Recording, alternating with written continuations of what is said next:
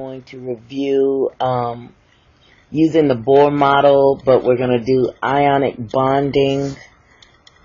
So let us begin. Okay. Guess I could use a different color pen since I've been using it green forever. Alright, let's do, for example, potassium chloride. So we're going to do potassium chloride.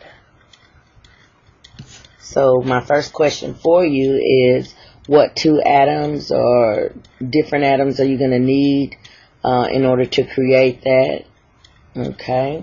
Well, correct. You know you're going to have potassium, which its symbol is K, and you're going to have chlorine, which is Cl, in order to create the molecule. Alright, I'm going to erase those just so I can give myself a little bit more space. Alright, let me get my pen back. Alright, let's start with potassium. Anybody know the atomic mass for potassium? I think it's 39. Yes, that's correct. Alright, so let's do that real quick. Potassium has an atomic number of 19, and it has a mass of 39.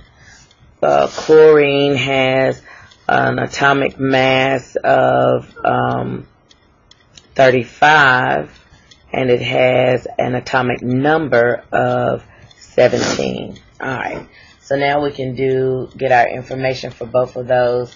The number of protons, the number of neutrons, the number of electrons. Okay, so the number of protons we know is 19, so therefore our number of electrons will also be 19.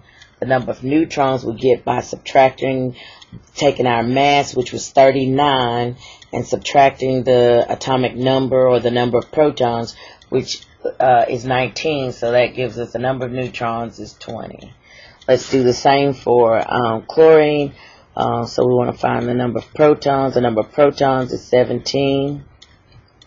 The neutrons, remember 35 minus 17 is equal to 18. And then we want to do also the number of electrons, since right now it's electrically neutral. The number of protons equals the number of electrons, so we know that that number is also 17.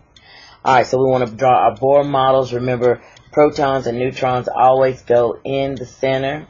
So for potassium, we'll have 19 protons, and we're going to have 20 neutrons.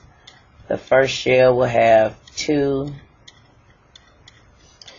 electrons. The next shell will have 8 electrons. And we have a total of 19, so we're at 10. So that means we have 9 more to go. So we're going to put 8 in the next shell. And then we're going to have 1 valence electron. Okay? So 1 valence electron. So let's draw chlorine. And chlorine is going to have, according to our information, 17 protons and 18 neutrons in the nucleus. The first shell will have 2 electrons. The next shell will have 8 electrons. That gets us up to 10, and we said we had a total of 17 electrons. So we have how many left over? 7.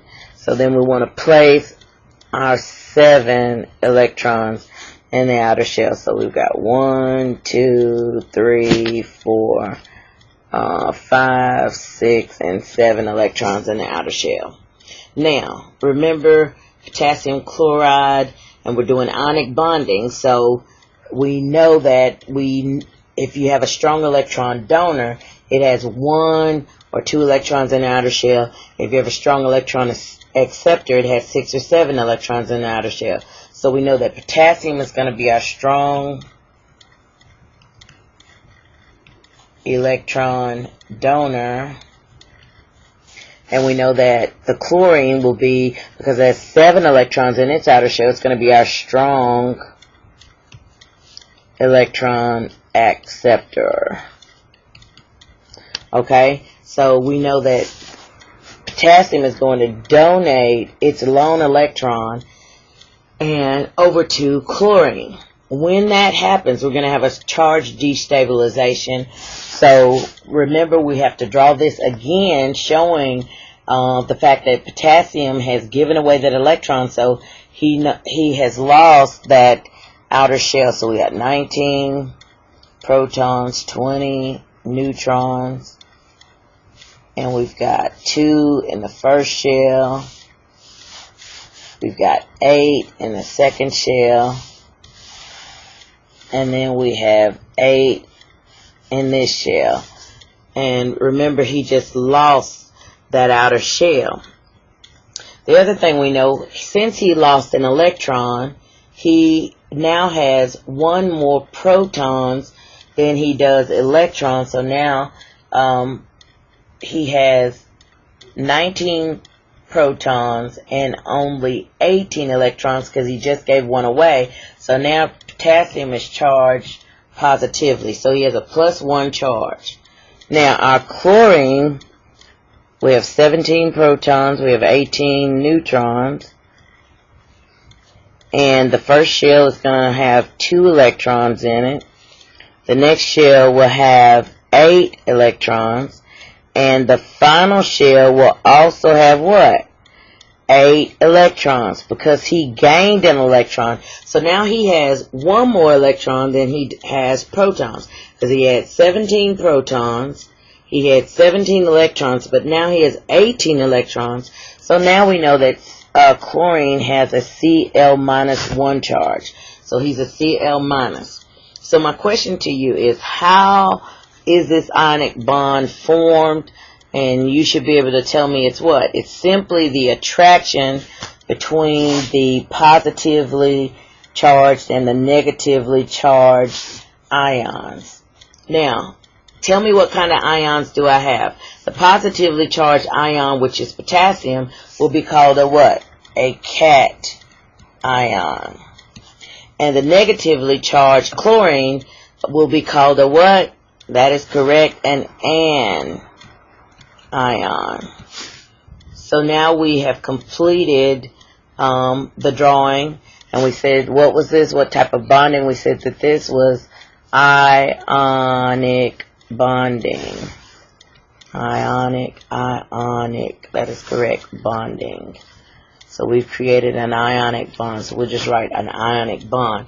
And remember, the key to this guy is what? Having a strong electron donor, having a strong electron acceptor, and then what's going to hold the bond together are the attraction that is occurring between the positively charged and the negatively charged ions. Remember, and we would represent this by writing K plus Cl minus. Alrighty. Hope you have a wonderful afternoon, and we will talk to you later.